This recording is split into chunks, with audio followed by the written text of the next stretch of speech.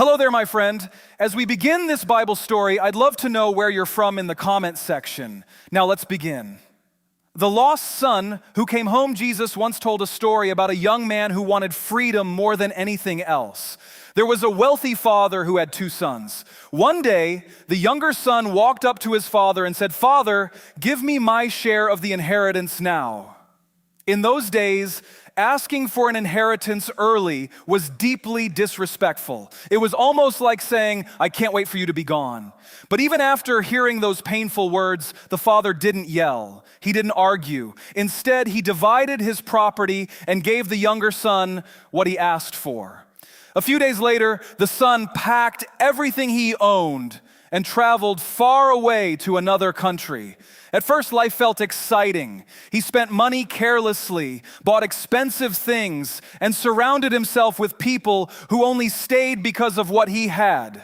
Every night felt like a celebration, but eventually the money ran out. Not long after, a severe famine hit the land. Food became scarce, jobs disappeared, and the young man who once felt rich and powerful suddenly had nothing.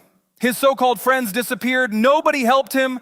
Desperate to survive, he found work feeding pigs. For a Jewish man, this was one of the lowest and most humiliating jobs possible. He became so hungry that even the food the pigs were eating looked good to him. But nobody gave him anything. One lonely day, sitting in the dirt surrounded by pigs, he finally came to his senses. He remembered his father's house.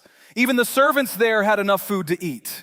Tears filled his eyes as regret overwhelmed him. He said to himself, "I will go back to my father and say, 'Father, I have sinned against heaven and against you. I am no longer worthy to be called your son. Just make me like one of your servants.'"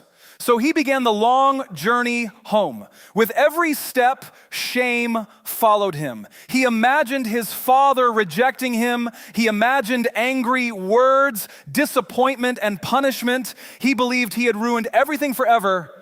But while he was still far away, something unexpected happened. His father saw him coming. Every day, the father had been watching the road, hoping his son would return. The moment he recognized him, the father ran toward him.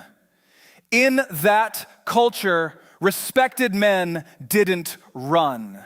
But the father didn't care about appearances. Love mattered more. The son began his apology.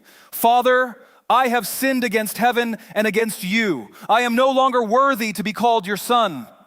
But before he could finish, the father wrapped his arms around him and kissed him. Then the father called to the servants, "Quick, bring the best robe and put it on him. Put a ring on his finger and sandals on his feet. Prepare a feast and celebrate, because my son was lost and now he is found. He was dead and now he is alive again." Music filled the house. People celebrated. Joy replaced sorrow. But the older brother became angry. He had stayed faithful all those years. He worked hard and obeyed his father. When he heard there was a celebration for the brother who wasted everything, bitterness filled his heart. He refused to go inside. The father came out to speak with him, but the older son complained, "I've served you all these years and never disobeyed you, yet you never celebrated me like this. But this son of yours wasted your money and comes back, and you throw a feast for him."